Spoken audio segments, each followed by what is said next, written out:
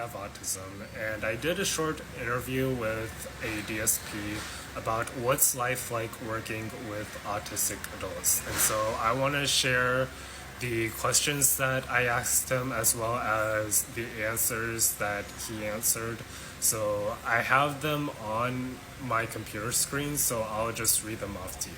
The first question that I asked him, what do you do with working with autistic adults? And then he replied that his job was to provide a safe environment for them to live their lives outside of home. He has taught them different skills and also integrated them into the community. And he has also helped autistic adults find jobs in the workforce.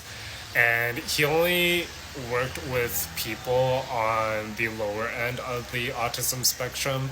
It was very difficult for him, but also a fun experience at the same time. He also says this to non-autistic adults, saying that they need to have patience with these types of people because they mean well, and autistic adults have a harder time understanding and processing emotions and social cues sometimes, and it just takes a while for them to go through that. The next question that I asked him, how do you teach them how to make friendships now that you mentioned social cues? And then he responded, just be themselves, and people that enjoy with them will stay with them. And social cues are harder to understand. It's just that autistic adults have to look at the body language and facial expressions to know if someone is feeling that type of emotion. He also says that it is a difficult challenge with social cues, but with more practice, it's going to be less difficult.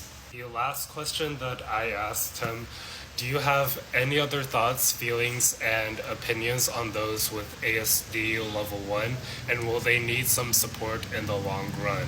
And then he answered that ASD level 1 adults can do normal tasks than other ASD levels would, since their brains aren't fully developed, and they will need support for the rest of their lives, but it's not really needed for support for ASD level 1 adults. That's all the questions that I've asked to a DSP.